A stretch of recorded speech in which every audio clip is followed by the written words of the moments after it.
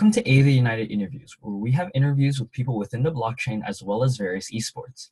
I'm your host, Ryan Chang, and today we will be joined by Ian Roven. Ian Roven is a lawyer that specializes in esports and blockchain.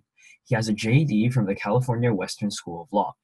He has been part of many law firms and now runs his own firm where he focuses on new technologies and esports, as well as business and real estate representation and consultation.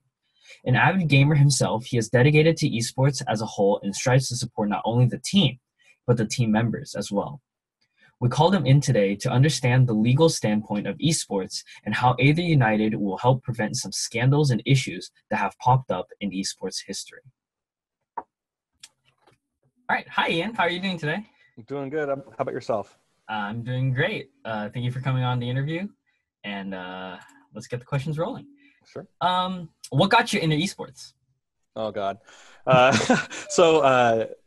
the late 90s, there was this game called Quake. Mm-hmm. And I remember watching it. I mean, I wasn't very much into video games by then, but it just caught my attention that these people were like competing on these computer screens and just fighting each other.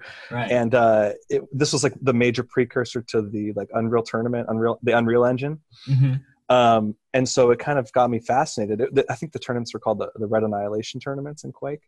But then I got into like playing Counter-Strike and a little bit of StarCraft, and we would go to those old like computer lounges where you have to put in the credits and you'd have to play the game and your credits would run out and you'd be like, damn it, like I need to go buy more credits, like I need to go ask my parents for more money, whatever. Right. And I couldn't define it like we've defined it now as esports, but I knew that it was like really exciting and you had to be, there were like different tiers of skill. So it definitely, it meant esports, but it never, to me, I never really saw a title in esports until, I guess until recently. Right. And what got you into the esports scene? So before I became an attorney, I was actually a professional video gamer as well.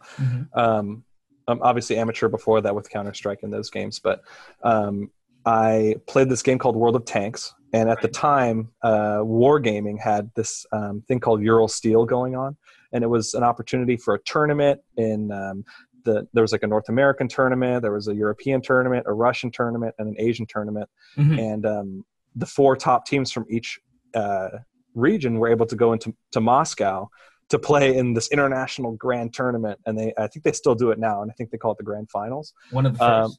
Yeah. So this was the second time. Right. I was a new player on the team that had gone the previous year. So it was kind of exciting. Like nice. Team's called Red Sky anyway. They still game on World of Tanks, other games. Nice. But yeah, I went there and I was like completely addicted to it. I mean, you meet people like us, like all the time, like we're quirky in our own way, we're fun and we like to play these games and we have like this whole community out there. So it was my first real like immersion into other esports players who just weren't on the team that I was on. Nice. And what inspired you to become a esports and blockchain lawyer?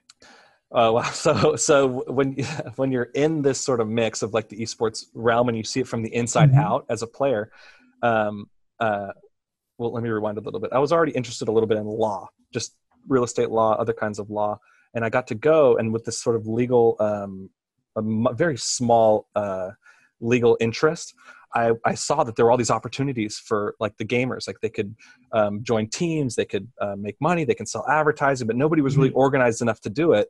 Right. And I mean, you imagine like the 10 best actors and actresses in the world, and they're playing video games for like Mountain Dew and Cheetos, it's like, it's like, why would you be a part of that? And you're so talented and their talent isn't being leveraged to make enough money to support that lifestyle. And these people should really be getting paid a ton of money, in my opinion. So I saw that as an opportunity and to help the community and to it's like an exciting big thing coming out of the like these video games.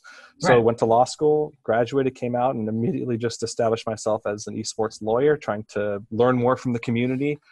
Because I'd been out of it for several years in school. And also blockchain started to really become a big thing. Bitcoin was already, was on the rise. I mean, if anybody's read the Tapscott's book, you understand that Bitcoin or blockchain is the blockchain revolution is a true revolution. And if you're, outside the scope of it, you wouldn't understand, but there's this whole underground world that really is a blockchain revolution.